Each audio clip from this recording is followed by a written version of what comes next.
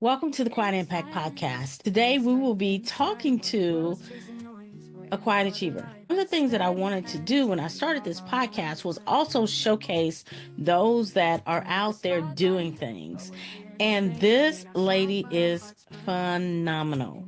So tune in so you can learn more about my guest on today's episode of the Quiet Impact Podcast. Welcome to the Quiet Impact Podcast, where we nurture the journey of introverts who desire to achieve greater levels of influence, income, and impact. The go-to podcast for introvert achievers just like you, seeking purpose-driven growth. I am your host, Stephanie Oden. Have you ever desired to have a mentor whisper success secrets into your ear? One with firsthand experience as a six-figure corporate leader, expertise in entrepreneurship, and is an introvert? Tune into each episode where we will provide valuable insights into how introverts can effectively navigate life with full-time jobs, pursue career success, and delve into entrepreneurship. We will explore various business and career topics related to self-discovery, achieving success, and finding joy in the journey. My guest and I share real-life experiences, strategies, tools, and resources that will encourage personal and professional growth, self-empowerment, and living an authentic, purposeful life. Let's get into today's episode. Thank you for joining me on the Quiet Impact Podcast. We are not shy, timid, or needing to be fixed. We are an introvert, and that is our superpower. Introverted AFF. I am thrilled today to have a guest joining me that is a powerhouse. If I had to write a description for Quiet Achiever, this would be it. I'd like to introduce you today to my guest, Trinetter Sims. Hello, Stephanie. I want to tell you a little bit about her. Her journey is one of determination and success. She has a bachelor's in accounting. Already, I'm a fan, okay? Because when I went in and took accounting and master's program, I thought this is for accountants, not for me. She also has an MBA from the Keller Graduate School of Management and is registered as a CPA in Illinois. She spent 20 years honing her skills in public and private accounting and worked with Arthur Andersen and also later thrives at McDonald's Corporation. She has expertise in accounting, project management, and really I think the thing that I like a lot about her is her professionalism, her patience, and her ability to impact the lives of others, especially when she does her workshops. She's from Chicago, calls Oswego, Illinois, her home, and husband, 3 children, and she's very involved in the lives of her children. And here is the cherry on top. She launched Blue Moon Estate Sales of Naperville. She took all the things that she learned about being successful in franchise management and launched her own franchise. And I'm going to have her tell you some things about her that are not in her bio. All right. Thank you. Thank you. I really appreciate that. And all of the compliments that you even shared as you shared out my bio. And some things that's not in my bio, I would say, is that I'm a good friend. I'm a sister, an aunt, a daughter. I truly love those roles in my life. I nourish those relationships. I try to support as much as I can, bring positivity to those relationships. It really means the world to me that I have that solid base of individuals that I can even reach back out to when I need them. And I definitely want to be that person that's there for them. I would also say in my bio isn't where I believe I do overthink. I can overthink a situation sometimes. And however, once I get back on track and get my footing, something amazing typically comes out of those quiet moments. And I would also say that I really don't enjoy the networking and the small talk. But one thing I do know is that they are so necessary in order to gain resources, to gain access, to gain opportunities. And so I dive right in when those opportunities are presented to themselves. So, yes, truly a quiet, I think you said achiever. Yes, I would say that because I don't really share out a lot about those things that I have done because no, everyone's doing so much important work in their own spaces. Mhm. And one of the other places that I'm very excited about the work that I do myself is with my church. And you hit on that a little, where I'm there, doing Sunday school lessons, I'm doing Bible studies, I'm working with the youth, I'm working with the community. So definitely my faith has been just the foundation of all the different spaces that I've moved through. And even where I am today, being a franchise owner of Blue Moon Estate Sales. Tell me, how did you pick many, many franchise types out there? What is it that really drew you to that type of franchise and serving at that level? So yes, you're correct that there's so many out there, thousands, right? And you have to Thousands. narrow down and sift through and select. And a lot of it becomes those personal aspects to you, what speaks to you and the life you want to live and the life I want to live for me in front of my children as well. And one was just that ability to help families. Like this is truly a continuation of what I do on a regular basis, like a continuation of me is helping families and going in and supporting them through this process, being that shoulder, being that partner. But then also another piece of it was truly the organizing the things in their homes, because that's something that personally I like to do. Personally, I did on the side, even during my corporate days. I would still support individuals as a went to organize their homes. And so that spoke to me.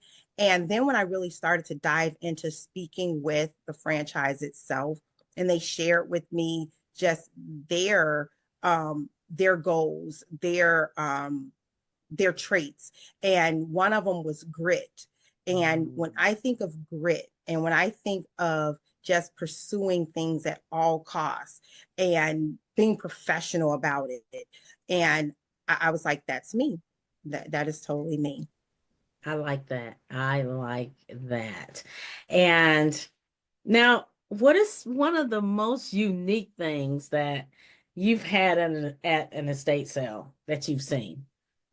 So I get this question a lot, and it's interesting because every home has something in it that you're just like, wow, like where did this even come from? Sometimes it's something related to another country that someone has in their homes. Sometimes it's things that's just very sentimental to an individual that they have in their homes. And I have to say, one of the like most beautiful items we've seen recently, and it was actually a chair. We're not sure if it's from the Ming Dynasty. We don't, can't say things if there's no paperwork to Mhm. actually indicate that that's to authenticate it. We can't really state things unless we can authenticate truly its history. But when I say it was so ornate, it had mother of pearl on Oh, this wow. chair. It had glass pieces where if you wanted to put a picture of your family in it, you could remove. And so like you could really customize this chair to Wow. represent you. Wow. And when I just say it was just beautiful, this red wood, it was amazing. It was absolutely amazing. Wow. Wow. I don't know how I would have been able to do what you do and not have taken the chair home. Like, I don't know what I would have done with the chair, but chair would have been coming home with me. It's like, okay, I got this one. I got dibs on this one. Now, I know some people aren't really sure, and I might have jumped in it too fast, but some people really aren't sure, how an estate sale differs from other means that people use. Can you share a little bit on that? Because I want to not only showcase you, but also educate people as well on some things they may not know. No, absolutely. And when it comes to an estate sale, and as you already shared, other means of really selling your personal belongings for profit is what we're going to compare it to, because Okay. there's donation, there's just giveaway, there's family ways of just removing personal belongings out of your home and receiving the goodness of knowing you gave to someone. Mm-hmm. But when it comes to an estate sale, you are looking at a for profit aspect of it. And so some of those other means that we have today, right? Do it yourself, Facebook Marketplace, OfferUp, Mercari, a lot of those online websites. Differing there is you're only going to put so much out there. Mm-hmm. An estate sale, we're going to take your entire home and host the sale for you. Other avenues, an auction. Once again, that's going to be selective again. Only certain pieces are going to go through auction. Okay. Another means yard sale, garage sale. Differing there, once again, it's going to be select pieces. It's not going to be your entire home, but the main difference is you're running a garage sale or yard sale, an estate sale. You've brought professionals in to do that work for you. You get to walk away and come back to an empty home. And so when it comes to an estate sale, those professionals are coming into your home and they're organizing everything that's there. And then they're setting up your home like a pop-up shop for customers to come through. And when I say organize, you know how in our own homes, we might have a whole dish set, but for some reason we got a plate that's over in the china cabinet. Yes. The professionals are going to come in and they're going to put that whole set back together. And then they're going to display that nicely for shoppers to see it and then desire to purchase it. There's going to be advertising that comes with an estate sale that the professionals are going to do on your behalf. There's going to be the day of sale where individuals are going to negotiate pricing on items that's already priced. The professionals are going to handle that for you, because that right there can be an emotional trigger. And an individual may not know that today, but once you're sitting there with the individual that's telling you the price that you've placed on an item isn't what it's worth, and you know how long it's been in your family, you know how many hands it's touched, you know how many individuals have shared stories about this piece of belonging, it can become a trigger. And you didn't even realize. And now guess what? You're going to keep it. You're not going to sell it. You're going to keep it. And I can absolutely relate to that, because my children are adult children. They're not even in my home anymore.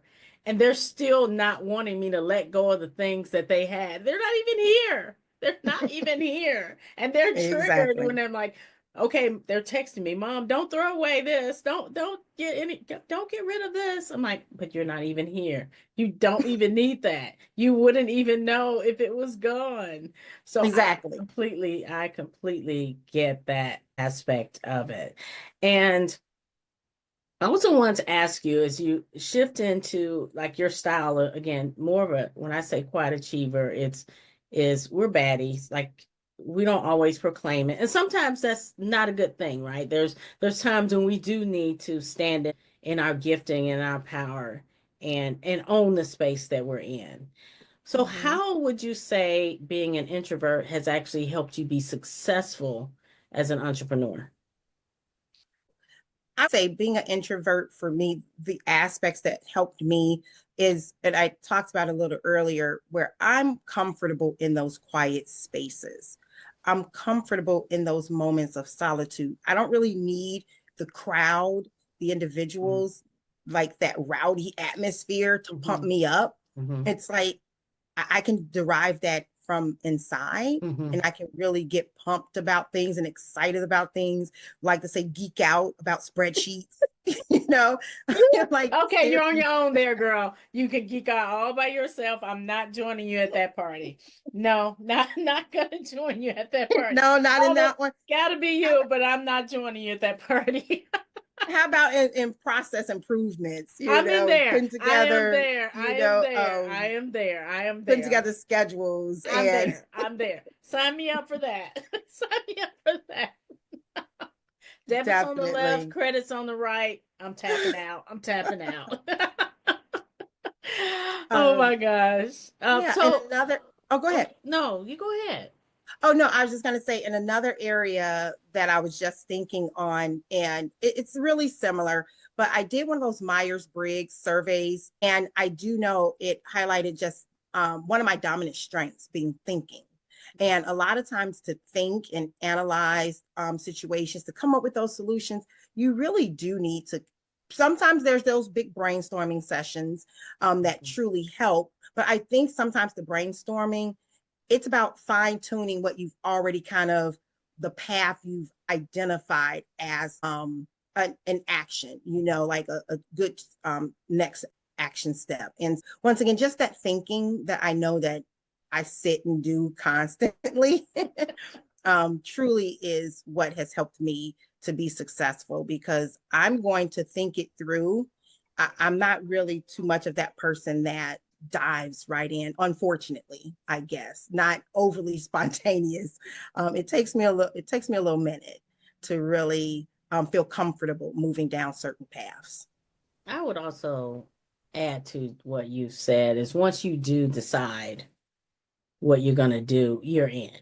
You're in and you're going to follow that path all the way out until it's successful. I mean that's one of the things that I've learned about you in our time hanging out, and our friendship, partnership, collaborations, all those things. Now, Mm-hmm. share with the listeners some on like what is a challenge that you've had to overcome because I know it hasn't always been easy. What are Oh, some yeah. of a couple of challenges that you've had to overcome? If we talk about challenges as it relate to starting down this franchise path and this business, definitely being the face of my business was a Mm. big challenge. And I was a manager at McDonald's. I've supervised team members throughout my career, but I was never the head honcho, so to speak. Like I was never that highest level of responsibility. So during our estate sales in that first year, definitely when someone would come through and they're saying, who's in charge? Who's the boss? It's like I literally was looking around myself too. Like, who, like who Who do we is get the to boss? point to? So bad. but but I had to realize, no, that's you. Own it, step into it, embrace this new role. And I have. So that's why I say definitely year one, though. I was looking around with everyone else. And another area that was very challenging for me, and this is where you and I connected, is just that social media presence, like Mhm. having one actually. It was a huge challenge for me. I have been very hesitant to share anything about my own family life on social media. And that was prior to stepping out into this Mhm. venture and to realize that that's what I need to do in order to get the clients, in order to get the customers, getting the name out. It was almost petrifying. Mhm. But I realized I have to get out there. And you shared that with me. You've pushed me in a great and good way. And you haven't let me slide back. You've definitely been making sure I stay focused and continue moving forward and dabble into new things. Like, don't just stick with this over here. Try this, like sprinkle in a little bit more. And I really appreciate that work that you've done with me because I was always just truly nervous about what people would say. People I knew, Mhm. people I didn't know. And you shared with me, half of them not even gonna see it anyway. But don't worry about it, is the Right. bottom line. Don't Right. worry about it. You have to just continue to move forward. So but those have been my biggest challenges. And I know for some, just setting up the business and all of those pieces would come into play. But for me, because of my background, I had those Hmm. individuals in place that I could reach out to. I had that support base already. And so if I didn't have that support base, I would say that would have been a challenge. Mm. But I have to say, I truly had a great support base in family and friends and prior coworkers. I couldn't say enough good things about the support base I had building up this business. That is so important, and I'm glad that you touched on that, is because support comes in different forms. And it's really important to tap into the support avenues that are there and then recognize what the gaps are and then figure out how can I get other support that I need that aligns with where I am. I mean, that's absolutely critical because sometimes as an entrepreneur, it can be very lonely if you allow yourself to be lonely. Mm-hmm. And I also think part of being an introvert, and I'm a thinker too, and I want to solve it all and I want to figure it all out. And sometimes I need to get with another person to just sit in the space. Sometimes they literally just sit there with me. They don't Mm-hmm. say anything. They just sit there and things will work themselves out. But the key thing is you don't have to do it on your own, and it's okay. And that Correct. is just something that it's been pivotal in my journey. And it sounds like also in yours as well. It's recognizing support. And I really don't like saying get out of your comfort zone, although people love to say that and it's so popular. But for my more introverted personality, if you say get out of your comfort zone, I immediately think, oh crap. But if you say, hey, let's try this. Let's grow in this. Let's take something we already know and weave into it something we don't know. And then I see that expand in the comfort zone and then it's Mm-hmm. less fearful. Then I'm like, oh, okay, yeah, I can do that. I just need to map it a little bit. I Mm-hmm. appreciate you sharing. What is one thing you would share with the listeners on how you manage three kids, the husband, all the activities, and you integrate it? Can you share with our listeners how, at least one tip on how they can integrate doing the things? Because you seem to have it down where I won't say perfect, nothing's perfect, but Mm-hmm. you found a way to integrate it. So can you share with our listeners at least one tip on how you've been able to do that? Yeah, you see how hard, like I was smiling because I'm just like, really? She believes I'm doing it? I appreciate you so much. I truly do. Truly the one tip that I believe I could share is you have to communicate. Hmm. You truly have to communicate with your children as individuals with schedules. And you Mm. have to include your partner in that communication. So everyone's on the same page of what has to happen, when, where, how. Okay. And for a period of time, we had a family calendar on the wall. And I mean, we still do, but every activity was written down on the family calendar. Mm. But just having it on the wall means nothing when they go to the refrigerator and don't look at the calendar. The calendar has done nothing True. True. but be a piece of artwork on the wall. Right. That's all Right. it is. So it's really about the conversation of, okay, who has what today? Who has what this Mm. week? So you can make that a weekly conversation, a daily conversation, but it has to truly be a conversation. We have went to group text message for the family. We do have family calendar. We all have an iPhone, but I still believe no matter what you do does not help if there's no communication, Wow. because slapping something on the calendar, they still once again can ignore it. So Mhm. when it comes to my children, when it comes to picking them up, if we start with one, we let them know who's going to be first. Um, because all of them are in some form of sport or activity. It is ridiculous up in here. Um, I'll let them know we're going to support your sister at her wrestling match. So, no, we're all going. We're going to support your Mm. brother at his track meet. No, we're all going because they like to throw in friend activities too. Mhm. And so now it's like, okay, Mhm. I'm there to juggle these extracurriculars, but now when you're trying to throw in a mall trip and a sleepover, that's second. That is truly secondary. So, but it's really about having those conversations. And I go back to the first statement I made of with your children as individuals and not Mhm. with them as just the child. You do Oh, what I say wow. do type of thing, because they're in these activities. You need to know what they're doing and what they need and what kind of support they need from you, because they might need a little bit more from you than just pick up and drop off. Definitely that was a switch for me, but that was it. That That's communication. huge. That is absolutely, absolutely huge because that's something else that we focus on the podcast is how do you integrate life with being successful and Mm-hmm. living on purpose and in Yes. purpose. It doesn't do any good to have a great business and what matters most to you suffers.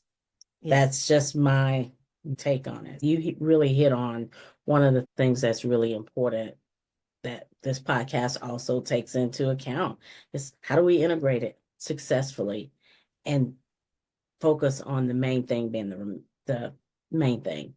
So And if that I is could awesome. add one more thing, Mm-hmm. because I know you said just give one tip, but one Okay, other so tip. this is what happens when you get introverts together. I just want to point that out for our listeners. Y'all think we don't talk. Okay, I said y'all. You think that we don't talk, but this is what happens when you get us together. Okay, go ahead and share. It's like, Please then you can't share. stop us. Then you can't stop us. Once you open Exactly. us up, Yes, I just please. wanted to I just wanted to share because for my husband, just wanted to share there that we do have a date night every week, That's important. and really making sure that that's priority, that we don't miss it. And if we do miss it, okay, things happen. Okay, this is life, right? But just once again, it's that communication of this week we're not going to do it X day, but we may do something else. Maybe we'll do a breakfast, but it's always about just making sure we still get that time together outside the house. Oh, It's wow. most Yes. important. Yes. I'm glad you brought that up too. That's another area that you learn what is important, and you have to have all those pieces in place to help you be successful. So, Exactly. yes, thank you for sharing that second one. My last question is um, I wanted my audience to make sure that they're able to get in touch with you and how can they find you? How can they find you, follow you, and learn more about what you do? And thanks to my digital mentor here, we have so many platforms you can get in contact with us, and also follow us and see where we're going to be next. And first, I would say you can just go to our Facebook page, Blue Moon Estate Sales Naperville. We have a Google business page. We also have an Instagram, Blue Moon Estate Sales Naperville. Our territory in Illinois is called Naperville. However, we do support a territory and the suburbs in the western suburbs of Chicago. So it's like a Okay. radius around the city of Naperville. And if you go to our website, you're going to see a link to our Google business page. You're going to see a link to our Facebook. You'll see a link Mm, to even our YouTube page. mm. So we do have a YouTube page that we have some videos out there, some fun things that we get to do at our sales. You might even catch me riding a scooter. Who knows? But you have to test these things out. You want to make sure they Right, work. right, right. And look in the show notes. You'll be able to get all the contact information for her. And I thank you for being on as a guest today and allowing us to have this conversation. And with that, I'm hoping that everyone has been inspired by your story. And I look forward to your comments and your feedback on what you all are taking away from this episode of the Quiet Impact Podcast. Talk to you soon. Take Thank care. you. Thank you for joining me today. It's been an absolute pleasure. Remember to head to my website and get your copy of Success Pillars for Quiet Achievers ebook and get instant access to that. I hope you enjoyed this episode of the podcast. Join us again next week. And thank you so much for watching, listening, and subscribing.